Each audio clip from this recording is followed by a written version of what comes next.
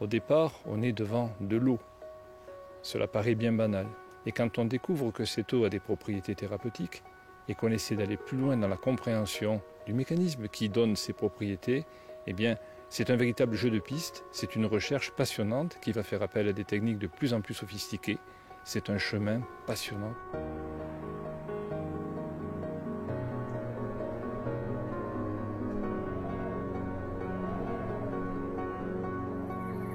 アベンヌ、南フランス、セベンヌ山脈の懐にある静かな村。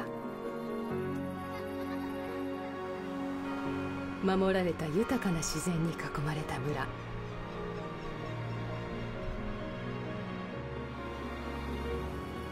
隆起した山々が張り出したラングドック地方、地中海に近く、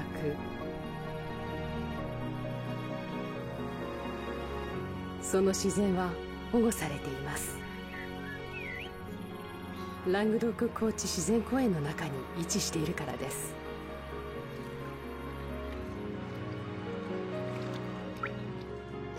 ここに他に類を見ない水源があります。肌を癒す水源。スキンケア製品ラインで世界中に知られている水源。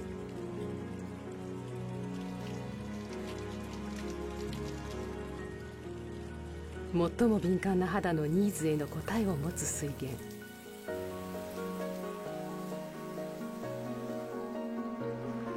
しかしそのアベンヌの水の秘密とは、その解明のために大規模な研究が着手されました。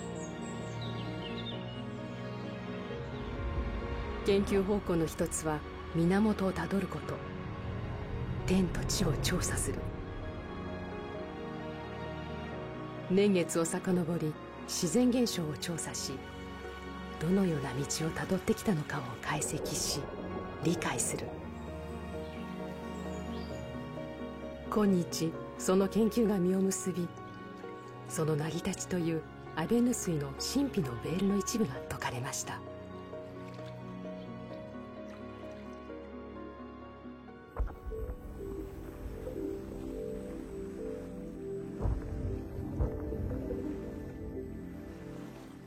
Il est très important pour les chercheurs de connaître la genèse de l'eau thermale, de connaître exactement le mécanisme par lequel elle s'élabore, comment elle pénètre dans le sous-sol, comment elle se minéralise.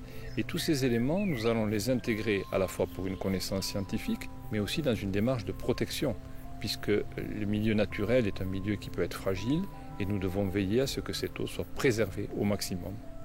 Cette eau est étudiée depuis très longtemps, elle a été découverte en 1736. Donc depuis 1736, on a de nombreux manuscrits qui nous montrent que cette eau a été étudiée, notamment par des médecins, des dermatologues, qui ont essayé de comprendre d'où provenait l'activité de l'eau thermale. Ce qui est intéressant à Avesnes, c'est qu'il y a une énorme quantité de données accumulées, de mesures de température, de mesures de la qualité chimique qui ont été accumulées sur des dizaines et des dizaines d'années et qui sont disponibles. Donc on a une quantité d'informations tout à fait considérable sur cette source, beaucoup plus que ce que l'on trouve en général sur les eaux thermales ou minérales en France. Le professeur de Marcilly est un professeur émérite. C'est un scientifique de premier plan qui est reconnu pour ses travaux scientifiques, notamment sur tous les enjeux liés à l'eau. Je crois que la première chose qu'il faut avoir à l'esprit, c'est la curiosité scientifique. On a une eau qui est active. On veut savoir pourquoi elle est active. Nous sommes un petit peu dans la démarche inverse de celle d'un médicament où l'on part d'une molécule et on va tester son activité ensuite. Là, nous partons dans un cheminement inverse. Donc c'est un décryptage et c'est une enquête pour savoir exactement jusqu'où nous pouvons affiner nos connaissances.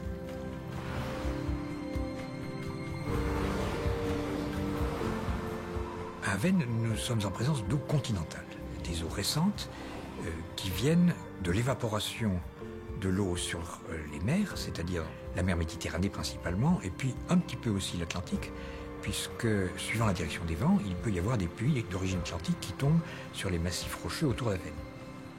Cette eau, quand elle s'évapore sur la mer, est une eau pratiquement pure.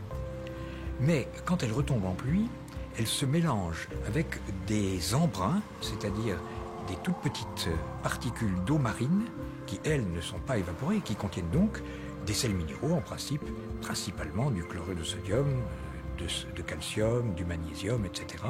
Tous les éléments présents dans l'eau de mer. L'impluvium, c'est la zone géographique dans laquelle l'eau de pluie qui tombe et qui s'infiltre finit, après un trajet souterrain un peu compliqué, à aboutir à la source. Dans le cas d'Avesnes, cet impluvium a une surface que nous estimons entre 20 et 30 km², c'est quand même assez grand. C'est sur une zone assez montagneuse, recouverte de végétation, c'est une forêt naturelle. Et quand on s'intéresse à une source d'eau thermominérale, la première question qui vient à l'esprit, c'est est-ce que cette eau de pluie qui s'infiltre peut, au moment où elle arrive sur le sol, être contaminée ?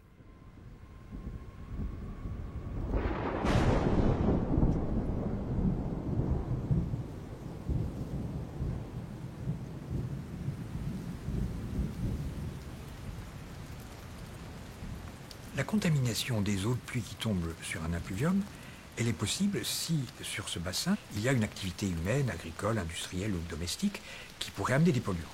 Or, nous avons la chance, à Avesnes, d'avoir un impluvium qui appartient intégralement au parc naturel du Haut-Languedoc, qui est entièrement protégé. Donc, il n'y a pas d'activité polluante qui risque de contaminer les eaux.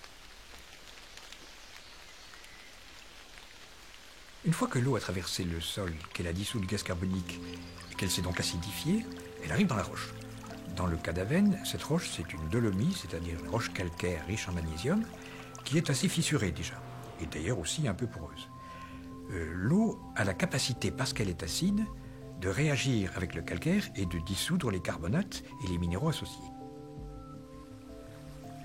Dans cette roche, elle va trouver sa minéralité propre et également être en contact avec une microflore spécifique de cette roche. Nous allons retrouver une eau avec une double signature. La signature minérale, cela correspond à une composition constante en minéraux, et la signature biologique, qui est le fruit de cette microflore très spécifique de l'eau thermale d'Avesnes. Donc c'est une double signature, la signature étant quelque chose qui est propre à un individu. Ici, c'est propre à l'eau thermale, et c'est pour ça que l'on peut dire qu'elle n'existe nulle part ailleurs. Les dolomies dont nous parlons sont des roches stratifiées, c'est-à-dire qu'elles se sont déposées en couches dans la mer, dans un lagon, au cours de leur formation.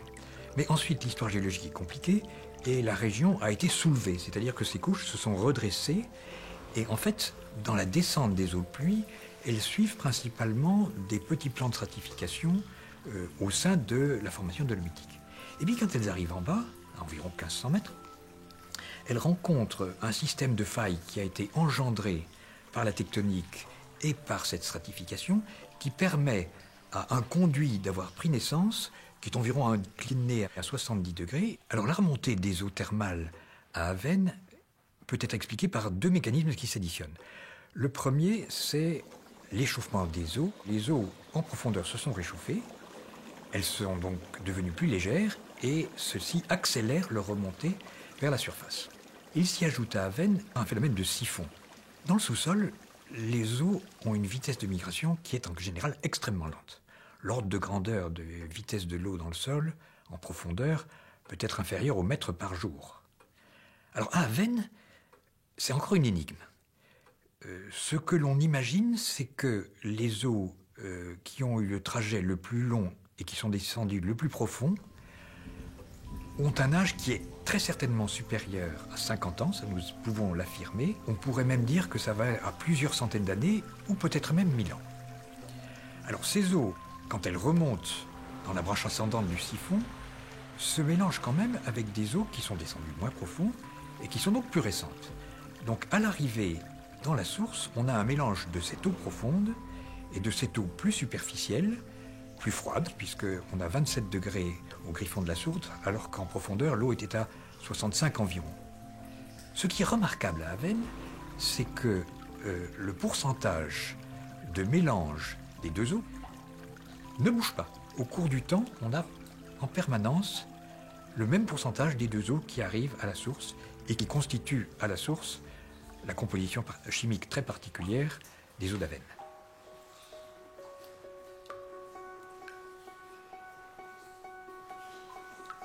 Avesnes水は長い時をかけて地下を通り、ここに湧き出ています。